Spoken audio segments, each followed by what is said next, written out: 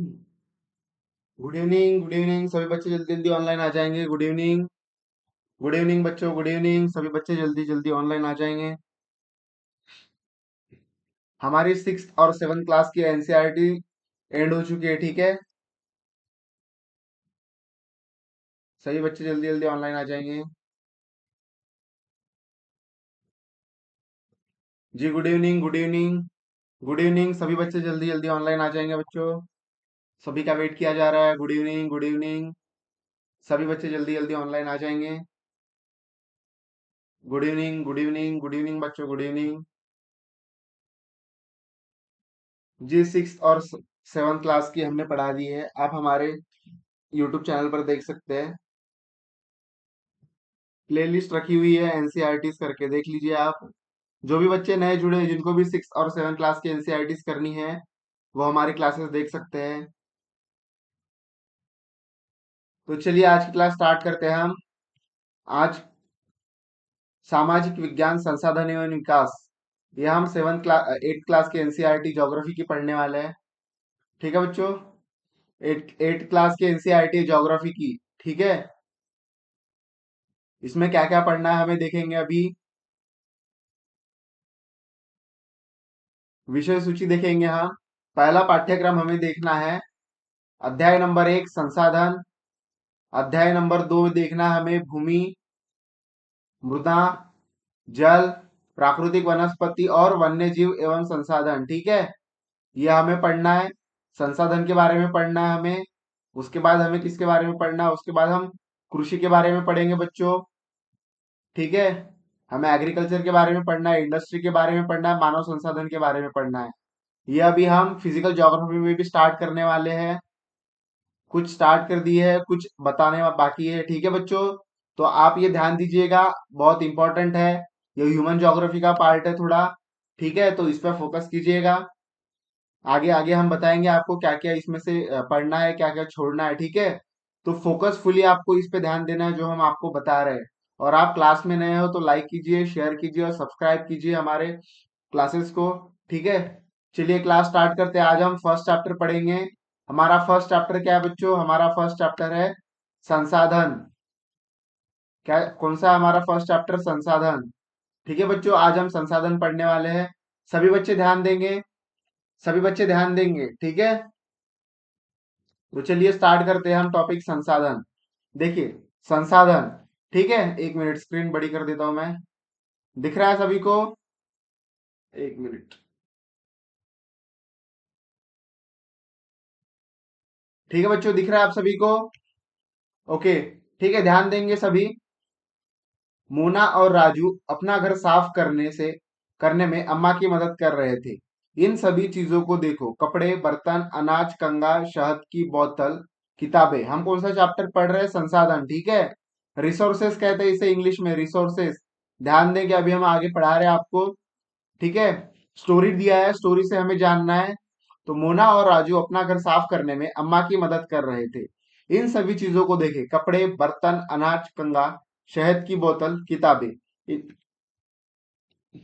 इनमें से प्रत्येक उपयोगी है, मोना ने कहा। इस इसलिए यह महत्वपूर्ण है, अम्मा ने कहा। ये संसाधन है। संसाधन क्या है? यही संसाधन है। ठीक है, ह्यूमन के लिए ये संसाधन है। आगे पढ़ेंगे। अम्मा ने अम्मा से राजू ने प्रश्न पूछा। अम्मा ने बताया, प्रत्येक वस्तु जिसका उपयोग आवश्यकताओं को पूरा करने के लिए किया जाता है वह संसाधन होता है। ठीक है, ये डेफिनेशन लिख लेंगे आप, हाईलाइट कर लेंगे इतना पोर्शन कि प्रत्येक वस्तु। ठीक है, क्या बताया गया? प्रत्येक वस्तु जिसका उपयोग, देखिए, प्रत्येक वस्तु जिसका उपयोग आवश्यकताओं को पूरा करने के लिए किया जाता है। ठीक है, जो हमारी आवश्यकता होती है, जो हमारी नीड होती है, उनको पूरा करने के लिए जिनका उपयोग किया जाता है, वह क्या होते हैं? संसाधन होते हैं। ठीक है, इतना हाईलाइट कर लेंगे आप सभी। आगे पढ़ेंगे। अपने चारों ओर देखिए और निरीक्षण कीजिए। आप संसाधनों के विविध प्रकारों को पहचानने में सक्षम होंगे। आप प्यासे लगने पर जो जल पीते हैं, आप अपने घर में जिस विद्युत का उपयोग करते हैं, स्कूल से घर पहुंचने के लिए उपयोग किया गया रिक्शा, पाठ्य पुस्तक जिसका उपयोग आप अध्ययन करने के लिए करते हैं, ये सभी क्या है? संसाधन है। ठीक है, इन सभी का हम क्या करते हैं? उपयोग करते हैं। रिक्शा का उपयोग घर पहुंचने के लिए करते हैं, पाठ्य पुस्तक का उपयोग हम अध्ययन करने के लिए करते हैं। ठीक है, अब आगे पढ़ेंगे। आपके पिता ने आपके लिए नाश्ता तैयार किया। उन्होंने उन्होंने 3 सब्जियों का उपयोग किया है, वह भी एक क्या है, संसाधन है। ठीक है, वह भी एक संसाधन है जिसका आप हम उपयोग कर सकते हो, क्या है, संसाधन है। आगे पढ़ेंगे। जल, विद्युत, रिक्शा और सब्जियां और पाठ्य पुस्तक, सभी सभी में कुछ एक ऐसा ऐसा है, क्या है, उनमें से सभी वस्तुओं का उपयोग आपके द्वारा किया गया है, इसलिए वे उपयोगी है।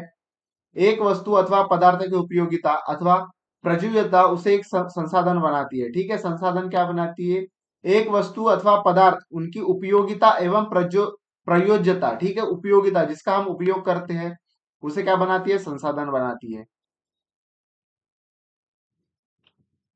आगे पढ़ेंगे हम बच्चों। राजू अब जानना चाहता था कि कोई वस्तु संसाधन कैसे बनाती है। एक मिनट बच्चों, थोड़ा आवाज कमी करान का।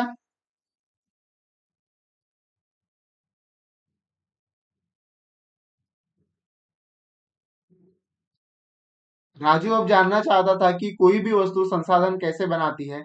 अम्मा ने बच्चों को बताया, वस्तुएं उस समय संसाधन बनती है जब उनका कोई मूल्य होता है।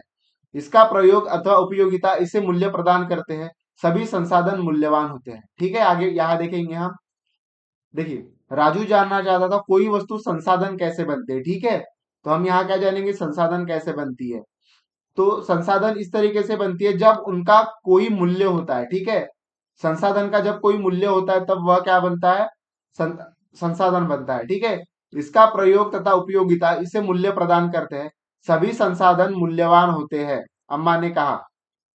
मूल्य का अर्थ, ध्यान देंगे, मूल्य का अर्थ महत्व होता है।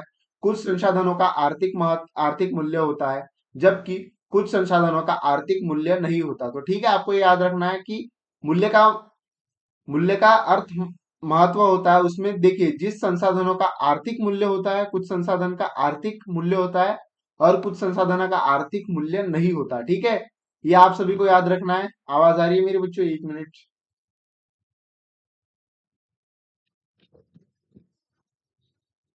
ठीक है, ध्यान देंगे सभी।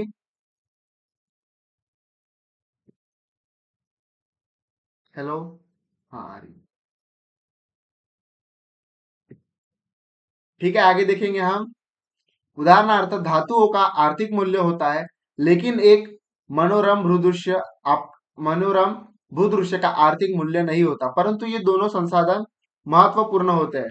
एक मिनट बच्चों। हम्म, ठीक है, आगे पढ़ेंगे हम। परंतु ये दोनों संसाधन महत्वपूर्ण है और मनुष्य की आवश्यकताओं को पूरा करते हैं। कुछ संसाधन समय के साथ आर्थिक रूप से मूल्यवान हो सकते हैं। ठीक है, कुछ संसाधन क्या होते हैं, जैसे जैसे समय बीतते जाता है वैसे वो मूल्यवान होते जाते हैं। ठीक है, आगे पढ़ेंगे। आपकी दादी के घरेलू नुस्खों का आज कोई वाणिज्यिक मूल्य नहीं है, लेकिन यदि वे पेटेंट करके पेटेंट करने के उपरांत मेडिकल फर्म द्वारा बेचे जाते हैं तब वे आर्थिक रूप से मूल्यवान होते हैं। ठीक है, यहाँ जानेंगे पेटेंट क्या है। पेटेंट किसी विचार अथवा आविष्कार पर एकमात्र अधिकार है। ठीक है, ये लिख लेंगे आप, हाईलाइट कर लीजिए पेटेंट, क्योंकि हम पेटेंट इन्वायरमेंट में पढ़ने वाले हैं। ठीक है, पेटेंट वगैरह इंटेलेक्चुअल प्रॉपर्टी राइट्स में पढ़ने वाले हैं, हाईलाइट कर लीजिए।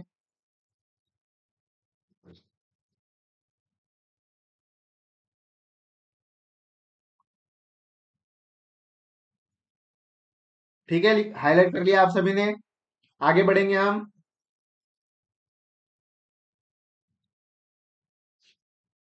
समय और प्रौद्योगिकी दो महत्वपूर्ण कारक है जो पदार्थ को संसाधन में परिवर्तित कर सकते हैं। ठीक है, संसाधन को पदार्थ को संसाधन में परिवर्तित करने वाले दो कारक कौन कौन से हैं, एक हमारा समय और दूसरा प्रौद्योगिकी। ठीक है, हाईलाइट कर लेंगे इसे। देखिए, प्रौद्योगिकी किसे कहा जाता है, प्रौद्योगिकी किसी कौशल करने अथवा वस्तु बनाने के नवीनतम ज्ञान का अनुप्रयोग प्रौद्योगिकी है। ठीक है, आगे पढ़ेंगे। दोनों लोगों की आवश्यकताओं से संबंधित है। लोग स्वयं ही सबसे महत्वपूर्ण संसाधन है। ये लोगों के विचार, ज्ञान, आविष्कार, एक मिनट, ये लोगों के विचार, ज्ञान, आविष्कार और खोज ही है जो अधिक संसाधनों की रचना करते हैं। प्रत्येक खोज अथवा आविष्कार से बहुत से अन्य खोज एवं आविष्कार होते हैं। आग की खोज से खाना पकाने की पद्धति एवं अन्य प्रक्रियाओं का प्रचलन, जबकि पहिए के आविष्कार से अंततः परिवहन की नवीनतम विधियों का विकास हुआ है। जल विद्युत बनाने की प्रौद्योगिकी ने तेजी से बहते जल से ऊर्जा उत्पन्न करके दिखाया, उसे एक महत्वपूर्ण संसाधन बनाया। ठीक है, इसे हाईलाइट कर लेंगे आप। क्या बताया गया? जल विद्युत बनाने की प्रौद्योगिकी ने तेजी से बहते हुए जल से ऊर्जा उत्पन्न करके उसे एक महत्वपूर्ण संसाधन बना दिया। हाईलाइट कर लेंगे, हाईलाइट कर लीजिए सभी। अब आगे बढ़ेंगे हम। संसाधन के प्रकार, टाइप ऑफ रिसोर्सेस। ठीक है, संसाधन के कितने प्रकार हो सकते हैं हम जानेंगे। संसाधन के प्राकृतिक, मानव निर्मित अथवा मानव में वर्गीकृत किया गया है। ठीक है, तीन तरीके से वर्गीकृत किया गया है, प्राकृतिक, मानव निर्मित और मानव। ठीक है, तो सबसे पहले हम जानेंगे प्राकृतिक संसाधन क्या होते हैं। ठीक है बच्चों, सबसे पहले हम क्या जानेंगे, हमारे प्राकृतिक संसाधन क्या होते हैं। तो ध्यान दीजिए सभी, हाईलाइट करते जाएंगे। ठीक है, थोड़ा इधर इधर दिया हुआ है ना यहाँ।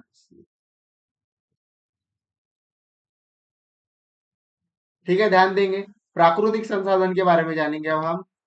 प्राकृतिक संसाधन, जो संसाधन प्रकृति से प्राप्त होते हैं और अधिक संशोधन के बिना उपयोग में लाए जाते हैं, उन्हें क्या कहा जाता है? प्राकृतिक संसाधन। ठीक है, इन्हें हाईलाइट कर लीजिए आप। ठीक है, समझ गया आप सभी को, जो संसाधन प्रकृति से प्राप्त होते हैं। ठीक है, जो हमें प्रकृति से प्राप्त होते हैं उन्हें क्या कहते हैं हम? प्राकृतिक संसाधन। उनमें हमें किसी संशोधन की आवश्यकताएं नहीं होती। एग्जाम्पल क्या? हमारा वायु।